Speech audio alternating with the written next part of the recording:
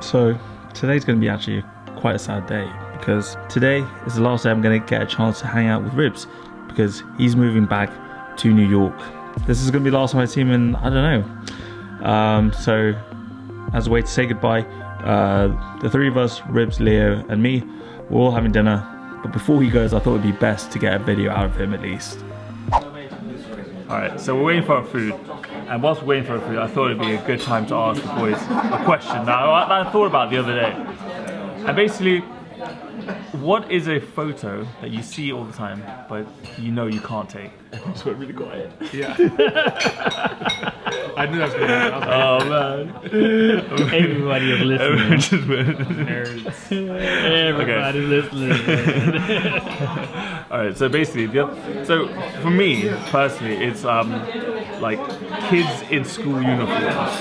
And it sounds terrible. Wow. Do you know what I mean? Wow. But like, it's but the way that Specific. but the way it sounds terrible. I just can't take a photo of it. You gotta work on your marketing. It's a bad way to But the way I see it, it's like you see like guys like in uniform, like say you see like people graduating, they wear like their graduation robe, like it's like, or like you see like military outfits, or just now I saw a guy wearing like a cricket jacket. It just like the outfit looks good, it looks interesting. But because it's a kid, like kids, like if you go to like a posh school, they got like a nice hat, they got like a little briefcase. It just looks interesting, right? But you just can't. I personally can't do it anymore, because you take one picture and then you're dead. Like it just takes one person to be like, oh my god, this is, how dare you? You know? That guy, what's that guy's name? John? Is it John? He took this really good photo of like his girl in school uniform. And then it got so much backlash that he had to delete his Instagram. And he re-uploaded the Instagram again, like he got rid of the photo and everything, but everyone remembered it. Because I've taken a couple of photos of like really interesting photos of like kids in public. Like I took one kid of a picture of a kid up in a tree, and he was just like playing in the tree. I thought that looked cool. That's not creepy at all. Yeah, exactly. But then all my friends were like, oh my god, I got destroyed. So ever since then, I've just had that anxiety. I can't do it. There's a time and place, I feel like, and it's one of those things. It's hard to put the lines on it beforehand. It's almost like in the moment. Yeah, you know when it's okay, when it's definitely not okay. Exactly, right? It's just like morally, it's just like you know yourself. It's like you're just there to capture scene, but then it just takes one of, it's just like I still like the idea that I could possibly later down the line someone might say something. It's just like I can't do it. Yeah, go on. Cool. So mine is like basically the homies, homeless people. I was talking to Zain about this one earlier, and basically there's always like that situation where you want to capture a powerful message, a powerful story, like not just randomly taking pictures of like homeless people, but when you see something that's so contrasting. Like the other day we were at the Pride Parade, and everyone's celebrating obviously happiness, and everyone's saying freedom, all this stuff.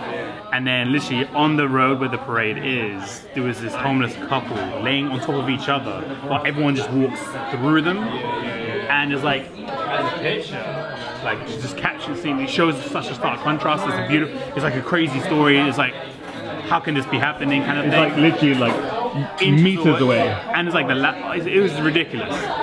But that reminds me of all the other times and all the other things I've seen, like just like that. And so yeah, there's something in me that just can't morally take photos of that as much as I want to. Sometimes I even can contemplate giving them something in return, but then you don't capture what you want to capture, right?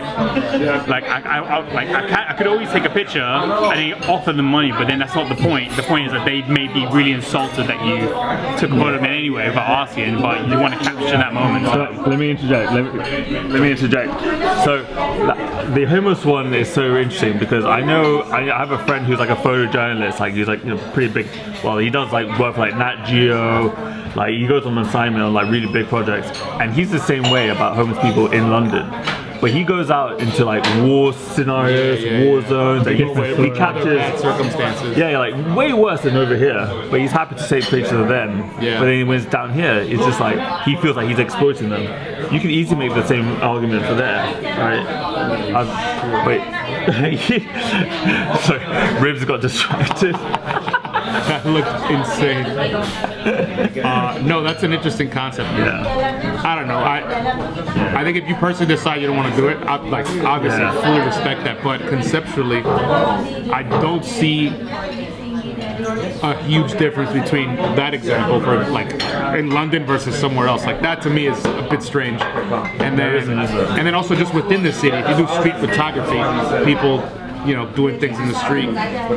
That's one of those things. I do empathize though, because again, time and place. You know, I can understand from an empathetic point of view, but even though I believe that, I also just see that like if you go from a plain view and just kind of like high level, I really don't see too big a conceptual difference. It's almost like because it's at home, it's harder to detach yourself. But if it's in a foreign country, you can detach yourself. That's a really bad thing, though.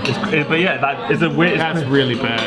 Yeah. I mean, there's so many classic discussions to be had about like when you travel and when you go to foreign places, like taking photos of people and how you do that and why you do that and like, you know, I don't know. It gets a little funky right there. I'm not sure if I like that point of view, but it is what it is.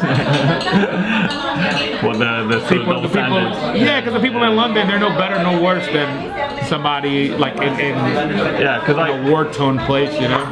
It's almost as if like if you're trying to help them out, if you're trying to raise awareness, you know, then you're gonna have to take the reality of it, right? Say you're a charity worker and you're trying to document what the situation is like, so that you can raise money, so that people can feel compelled to help them out. Then you're gonna have to take photos of them, right?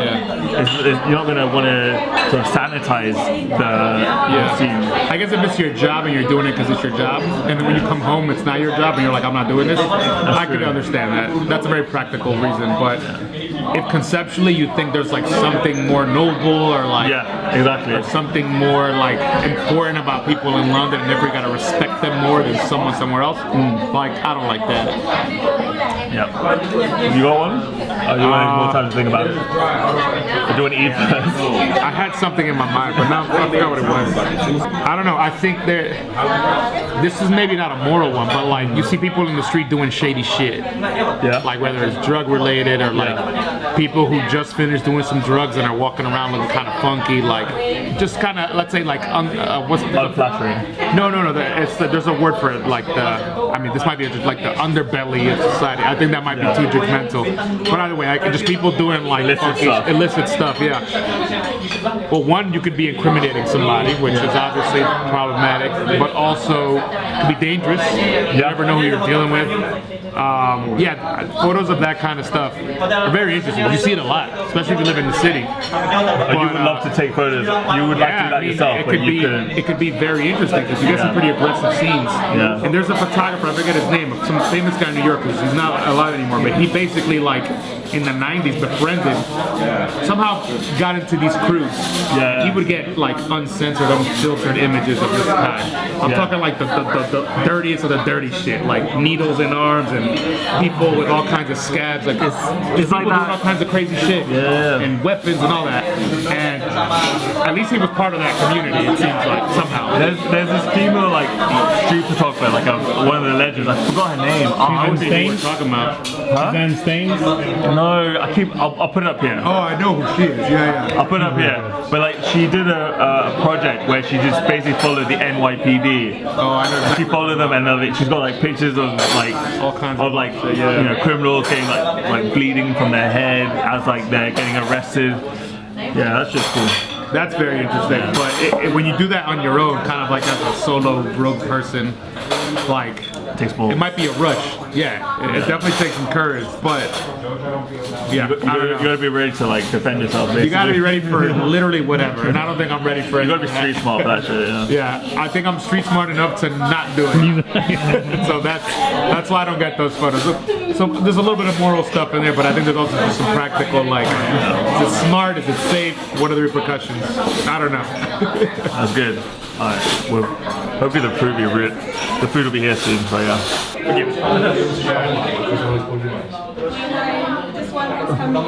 Yeah. Okay. Good. Put it wherever you want. Oh, it's making me so happy right now. Enjoy. Thank you. All right. Ribs is happy now. Yes.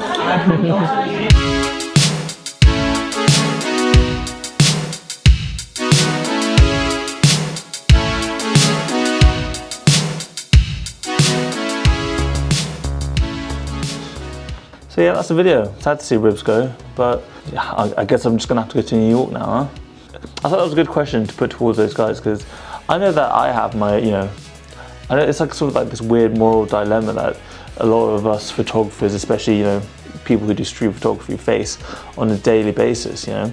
And let me open up the question to you guys. What are your sort of forbidden photos? Like, you know, deep down inside, you know, there's nothing wrong with it, but just because it conflicts and it sort of makes you feel something, it like sort of, you know, for fear of what other people will think, because it can be misconstrued in a sort of malicious sort of, you know, in a bad way. What are those photos? Let me know down in the comments. Yeah, as always, follow me on Instagram at Zain Reads a Photo, subscribe so you don't miss a thing. I'll see you guys all in the next one. Peace.